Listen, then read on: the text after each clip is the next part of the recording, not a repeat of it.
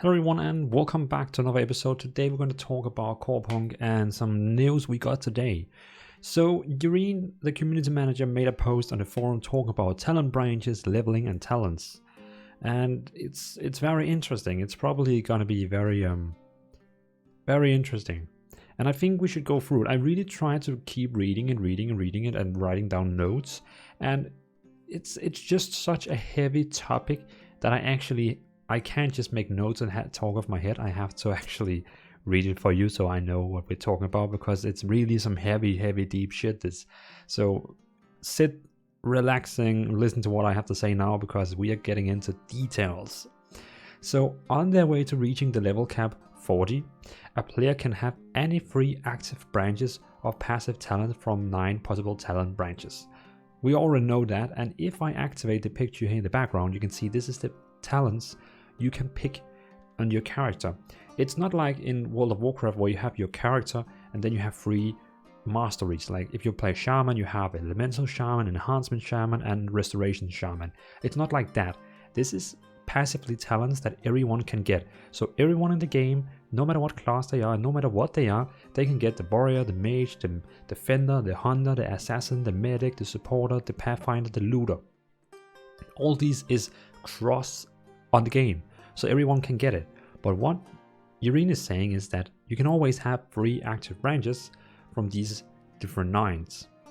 And as she said, this is not a new, that's something we already kind of know. But note that you won't be able to choose the same branch more than once. That is combination like Mage, Warrior or Defender are impossible. Apart from that, there's no limit to what the branches you can choose, and you'll be able to combine them in any variation. So basically you can do Warrior, or Mage. As you can see right now, the reason for why she actually has to state this is because people were actually thinking they could do it. So right now you can see Warrior gives 10% attack power. So basically if you could take 3 times Warrior, you would get 10%. That's 30% attack power. That would be a bit ridiculous if you ask me. It would be very weird, and I mean all the other talent points doesn't really have a point. And if you play tank, you basically just need 3 defenders, defender. So you know what I mean. But the good thing is you can mix them, match them as you want. So for example, I'm gonna play tank, so I'm probably gonna go with the Warrior, the Defender, and then maybe the Medic. So I also have some self heal, something like that. You know, could be. After that, she also states players will earn talent points while leveling up branches of the talent and through various in-game activities, such as completing specific quests. Keep in mind that you will want to choose your branches carefully. Once you selected all the 3 branches, you won't be able to cancel any of them. Although, you can reset talent points within a branch. So basically what she says here is that when you pick these branches, it's going to be locked. But you can of course always change them in here. So I mean you can see right now we have Warrior, Mage, so that means I cannot change them from what we have known so far, but I can always reset the talents in them. So I can always pick another one, but I'm locked to the Warrior, Mage or whatever I'm picking. But don't worry, don't say anything yet, don't think anything yet. However, while you can't cancel a talent branch, after reaching a cap, you will be able to choose a new branch and replace one of the 3 branches you already have with a new one by visiting a specific NPC. The progress in your previous branch won't be lost, and you can recover it whenever you want by visiting the same NPC. That basically means, yes, you can actually change them. You can change them. So for example, right now you can see in the top of these, it says 11 out of 18. I think when you have maxed out a talent tree, then as she said, you can go to this NPC, talk with him and say, hey, I want a new one, but then it's going to start from 1 again, and you have to level through it again. And if you then want to change back to one of the other one you had, you need to maximize that one. And we're actually going to talk about more. So it is worth mentioning that when you get and activate a new branch of talent, you will need to upgrade it from the very beginning, which means your character will become weaker at the time. The new branch can only be upgraded if it was chosen as an active one. Remember, you can only have 3 active branches at once. Each branch upgrade will require significantly more time than the previous one. You can always easily switch between all your already upgraded branches of talents by visiting specific NPC. You can always easily switch between all your already upgraded branches.